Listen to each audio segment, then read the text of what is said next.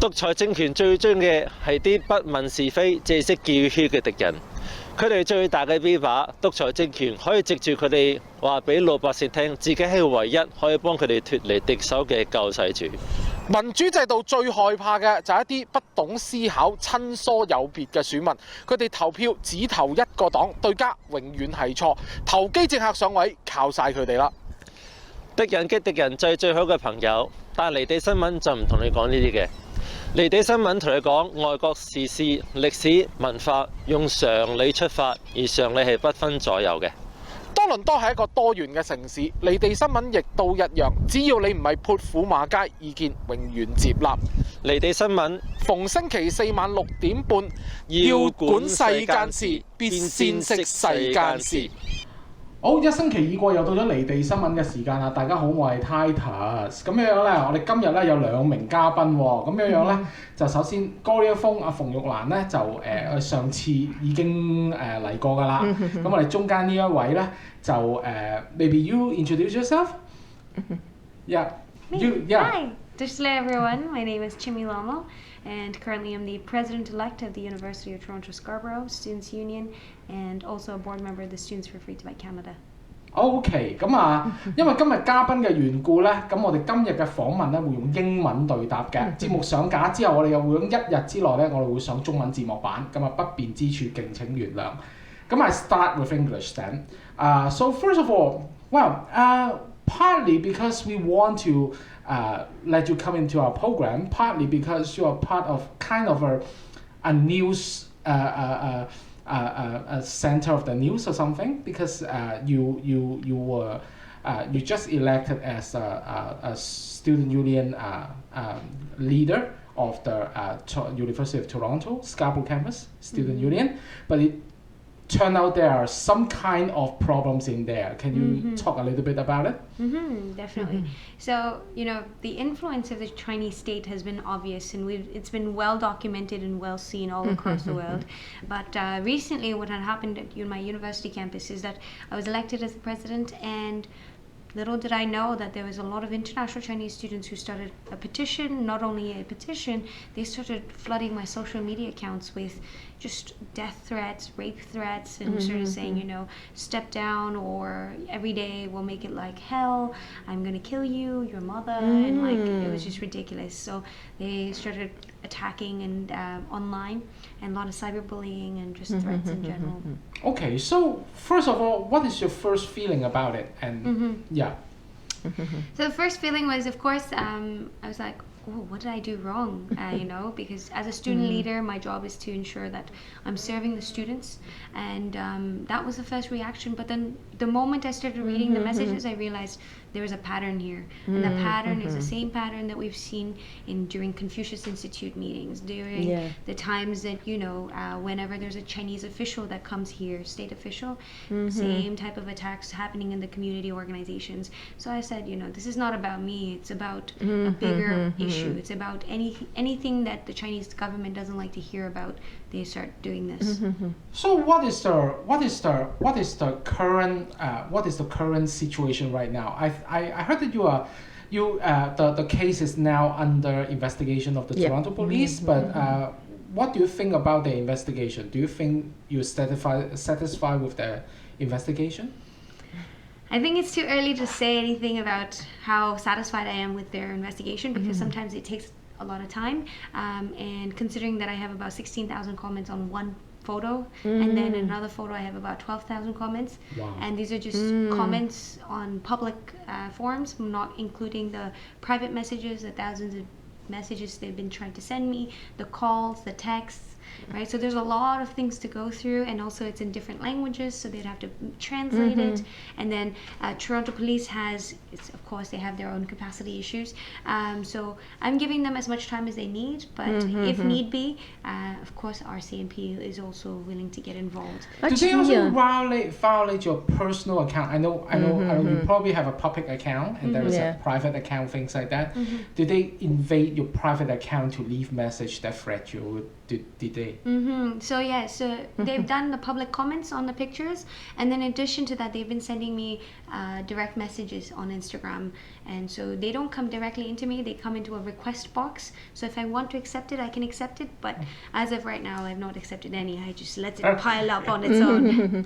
Actually, I also would like to share my observation, because ever since the incident occurred, Canada Hong Kong Link, as well as other concerned organizations, civil society organizations in Canada, as well as around the world, have actually urged for support for Chemi, because this is not an isolated case.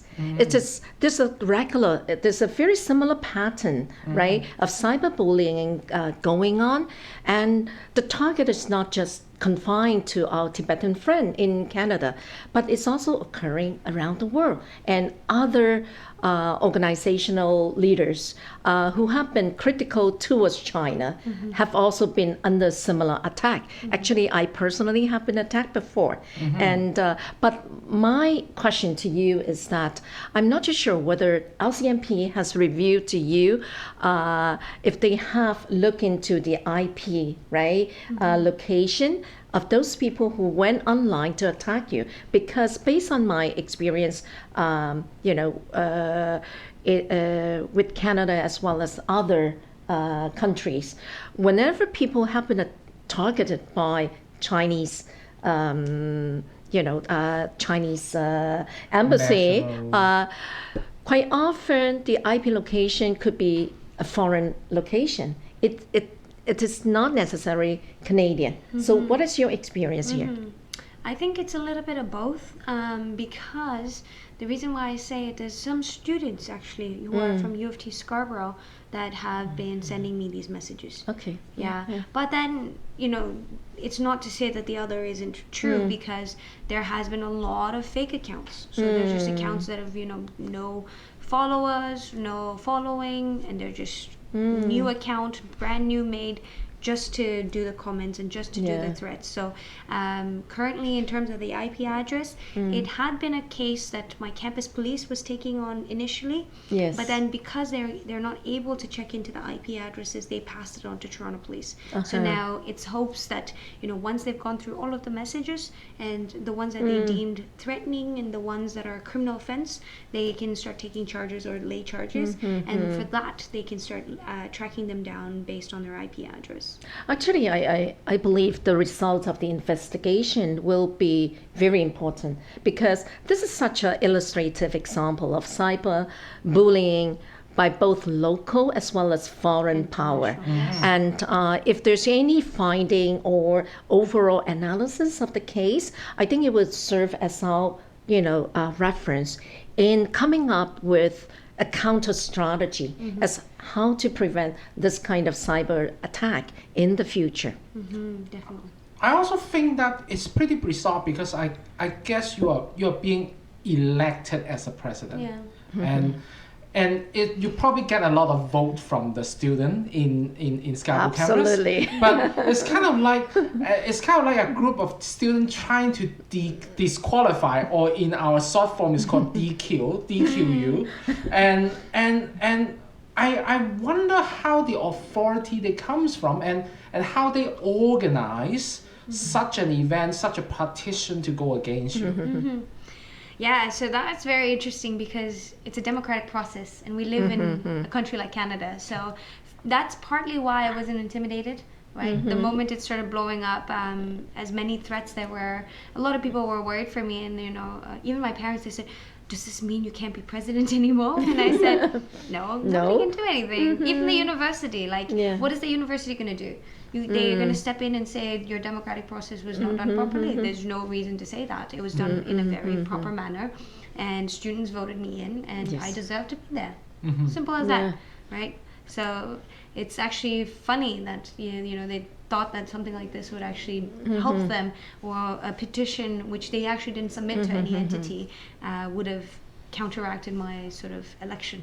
I think it's very important to use Chemi's experience as a case study, right? To illustrate to all Canadians that there's no room for discrimination against anybody in Canada because of their political affiliation or their political belief. Because I mean, interestingly enough, in Hong Kong, the same thing is also happening, right? But Instead, the government, the Hong Kong SAR government, is taking the lead in discriminating against the younger generation because of the political belief and also affiliation.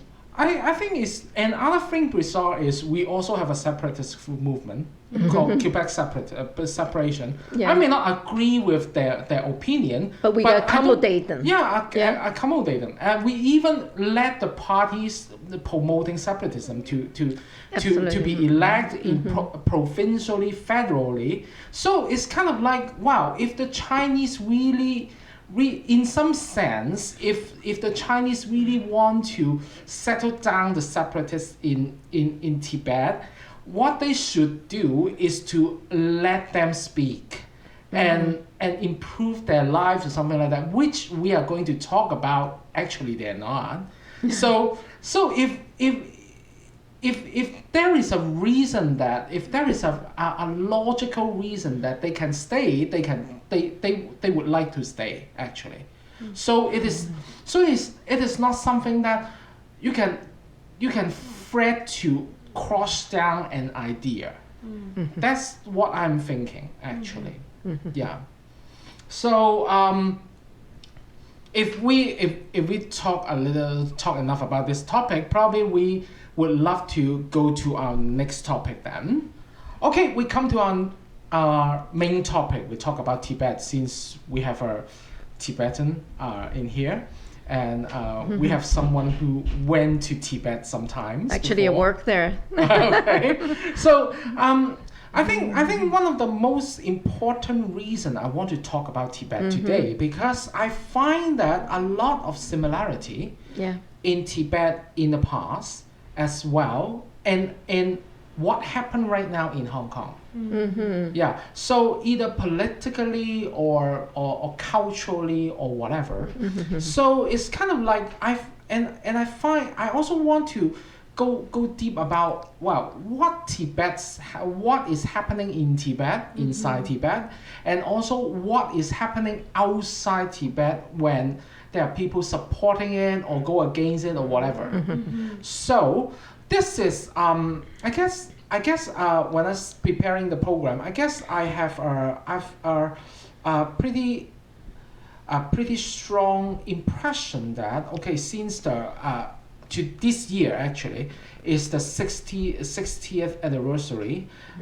His Holiness Dalai Lama escaped Tibet and went to India and start government in exile. So I think one of the first important question is why he do that then. Of course. So it was back in 1959, 60 years ago. The Chinese troops, despite coming into our country years before that, saying we're bringing modernization, we're going to liberate Tibet, and all of this talks about, improving our country, they actually started attacking us with their tanks. Right? It was actually March 10th, 1959, when they started rolling in with all of their weapons and actually attacked His Holiness's palace. And at that time, we had no option but Tibetans, young and old, came together, actually building a human chain outside of His Holiness Palace to protect him, right? And at that time, there was no option because Chinese troops were actually planning to kill His Holiness, right? And at that time, he had to escape. So when he escaped into Nepal, then into into India, my apologies, along with 80,000 Tibetans who followed him. Right, and since then we've been living in exile, and it's been 60 years since he's been home. It's been 60 years since my grandparents and the generations after that have not seen home. Okay, what you talk about your grandparents not seen home? So your grandparents are the generation that escaped Tibet. Have you heard about some of the story they told you about that one? That period of time? So Titus, it's very interesting when you live in diaspora, right? Because there's many stories, and because we don't have a lot of written histories, because we're dependent on oral histories, it's very important for our older generations to tell those stories. Unfortunately, not many of them live after going through the trauma of traveling 2 different countries on foot over the Himalayas. So that's very straining. My grandparents unfortunately passed away at a young age, so I didn't have the opportunity to spend much time with them and learn about Tibet and learn about how it looks like. But I spend as much time as I can here with seniors in the community to talk about Tibet, what it's like, how it looks like, what type of lifestyle they lived. But in terms of history and stuff, I take the initiative to learn on my own by connecting and volunteering and working with organizations like Students for Free Tibet. Actually, based on my understanding of the Chinese policy towards Tibet, it's just like Xinjiang or any other so-called autonomous region. The Chinese government has a so-called autonomous region policy, meaning providing a high degree of autonomy for the people there, so they can preserve their culture, religion, language, education, whatever. It's just like the promises that they have made to Hong Kong under the one country, two system, Hong Kong people ruling Hong Kong with a high degree of autonomy. But it ended up to be all empty promises. So, and then not only that, I believe, the experience, the journey that the Tibetan people have gone through were much, much more brutal as compared to the Hong Kong people. 100%. Because it was, just a very brutal suppression of the people. And many Tibetan people were made to disappear. And then such as Even today.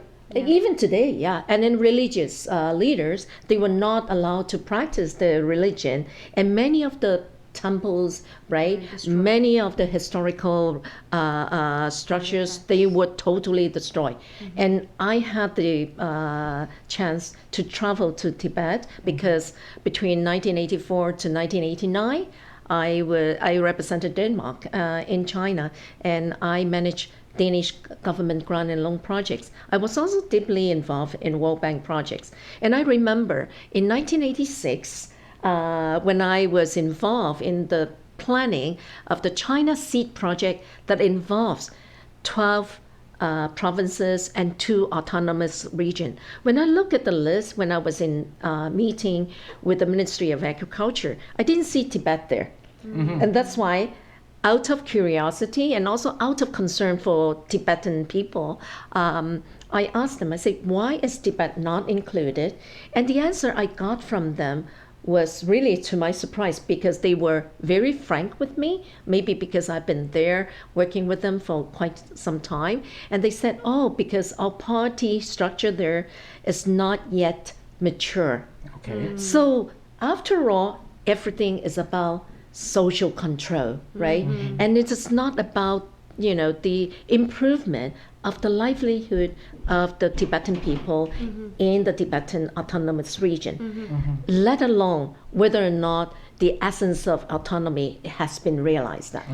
Which is not the case, right? Because you talk about the Tibetan Autonomous Region, and that's actually only one out of the 5 provinces that it actually touches upon, because during the 2008 Beijing Olympics, you'll actually see that there was uprisings of Tibetan people outside of the Tar region. So the Tibetan people are not, like, the map that they've drawn is completely wrong, first of all. It's like much smaller than it is actually truly Tibet, right? And Tibet outlines itself so beautifully because of the geographical locations. The Himalayan mountains itself is a proof to that. And then in terms of a lot of the things that you're mentioning, I have so many points to touch upon. Until today, more than 155, close to 160 people have self-immolated themselves. So in the I most find that very pain- sad, actually. Yes, Yeah. of course. And then I have, when I traveled to Tibet during that period, I've also noticed that there's a neo-class system existing in Tibet, meaning the oppressor and the oppressed. Oh, yeah. And then the management level, and then also the people that are being managed. So basically, those people higher up, in society, in the social status, are mainly Han people that have been drafted to Tibet by the central government. And because those people who went to live in Tibet, they got actually subsidized, a lot of subsidized from the central government. And this is meant to dilute the population there. Yep. So similarly, we also find this kind of policy happening in Hong Kong. Every day, there are 150 people, right, with single ticket, one-way ticket, traveling from any part of mainland China to Hong Kong, and all of a sudden they became Hong Kong citizens. And so that's probably, I think the central government is actually using the same policy, applying the same policy to Tibet, Xinjiang, and also Hong Kong. Yeah, I find a piece of information that actually today's Tibetan, the population of Tibetans in Tibet consists of just 40% of the total population. Yeah. Not a surprise. Yeah, not a surprise, right? Yeah, so it's kind of like, well, they are very effective, and also find that you talk about self-immolation. I think this is there are a lot of weight of struggle in to fight for independence, fight for separatism. The Quebecs, they use election. And probably the Uyghurs, they're using a comparatively more violent way to do that. Right or wrong, that's another issue, okay? But for the Tibetans, they hurt themselves to send the message. That and I think and self-immolation. I actually read another piece of information that they self-immolate. It is the most horrible way to die. Oh, Yes, because, of course. Most very painful, right? Very That's painful. one thing, but that's just speak to the movement that the Tibetan people have carried on for 60 long years. It's the movement of non-violence, right? Non-violent, direct action movement. So when people are self-immolating themselves, it's calling upon the return of His Holiness the Dalai Lama and, of course, freedom back to Tibet, right? And that is because we don't believe in harming others, right? And in order to ensure that there is international attention, the only way that they seem or that they think that they can get international attention is by showing that they're not happy under the Chinese influence. Yeah. So if China really did liberate us and really did bring happiness into the Tibetan people's lives, then why are they self-immolating? Actually, I would That's the like to question. concur what Chemi said, because based on my experience of traveling and also working with people from different regions all over China, by far, I consider the Tibetan people to be the most, most friendly and also peace-loving people that I've ever met in within China, because maybe this has much to do with the religious belief, because being Buddhists, they don't want to kill.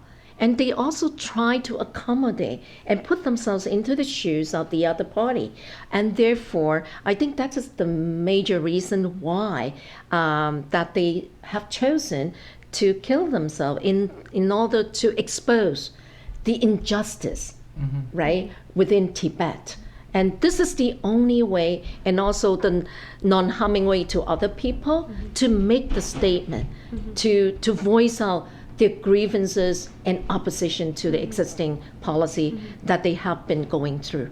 Okay, allow me to do a devil's advocate, okay? Okay, so the Chinese, the communist Chinese would argue that they comes into Tibet is because the Tibetans is not cultured.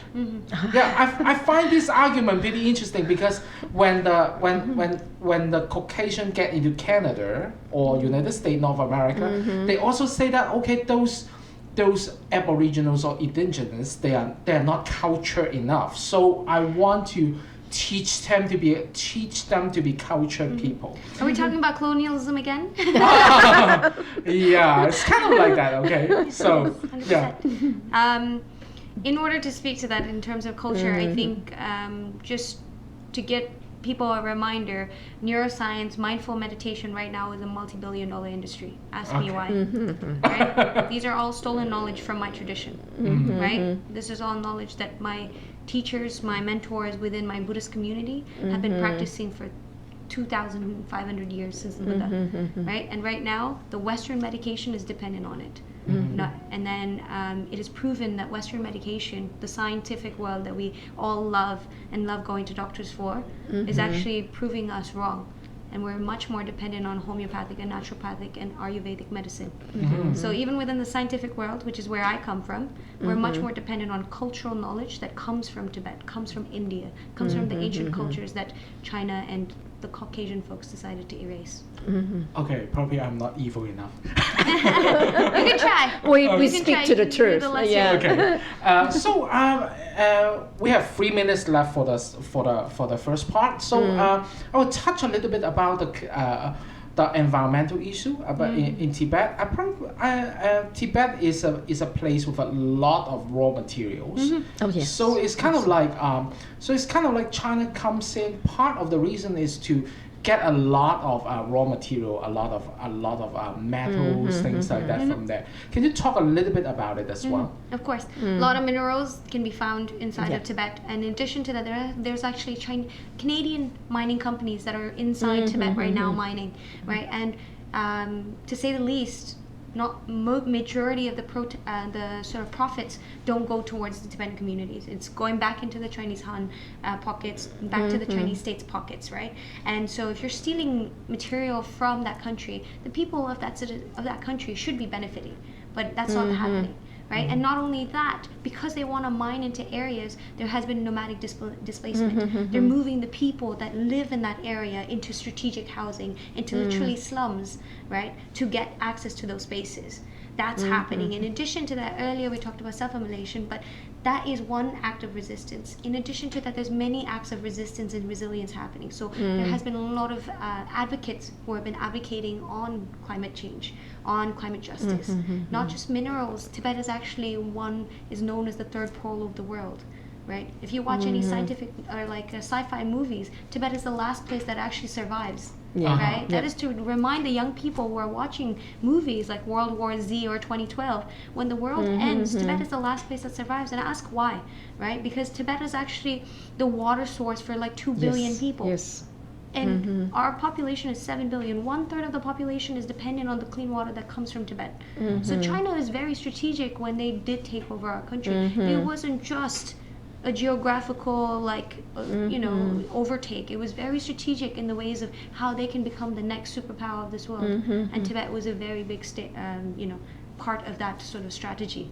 But unfortunately, under the so-called development, right, by the Chinese Communist Party, I believe there have been a lot of issues Degradation. within the Tibetan Yep. region, and even the glacier is retrieving now. 100%. So probably there will come one day that it will completely dried up, and then because that is the source of Yellow River and also other rivers in China. So if that happens, I'm quite sure the entire China, not just Tibetan region, will go through a constant drought, and that will be disastrous.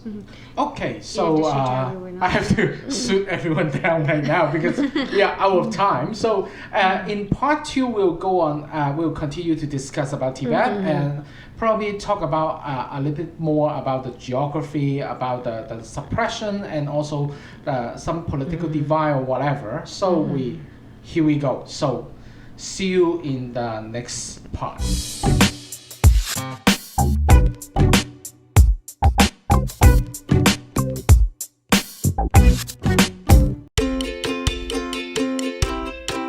舊年聖誕我哋嗰個 catering 咧就好受歡迎嘅，即係你喺屋企開 party 咧就叫嚟會送埋俾你嘅。我首先介紹俾大家有乜嘢先，就係呢個係招牌手撕韓牛沙律。咁然後咧就3個熱食咧就揀一樣，香煎大骨豬扒就配蜜糖芥末子醬，香濃日式叉燒。雕草白酒忌廉魚柳，係咪好靚咧？呢個仲有秘製咖喱牛筋腩、粵式蝦餅拼煙肉車厘茄串、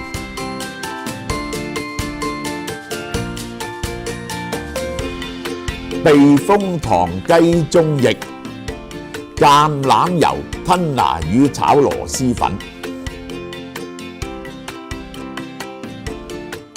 或者卡邦尼長通粉、芒果大蝦沙律、仲有紅酒燴鴨胸、奇珍香辣骰仔薯同埋意式奶凍嘅。呢個餐呢，就係我哋嘅即係食品工場有 ISO 2萬嘅供應嘅，就係本地食品系列嚟嘅。咁就即係跟住落嚟好多公眾假期啦。如果你想屋企請個客唔使咁麻煩呢，就可以訂呢個餐，咁都好好睇㗎啦。咁我有2日訂㗎啦，一日就請下啲同事啦，一日就請下蕭氏家族啦，一日請下啲網友啦，分3日，我係訂3次。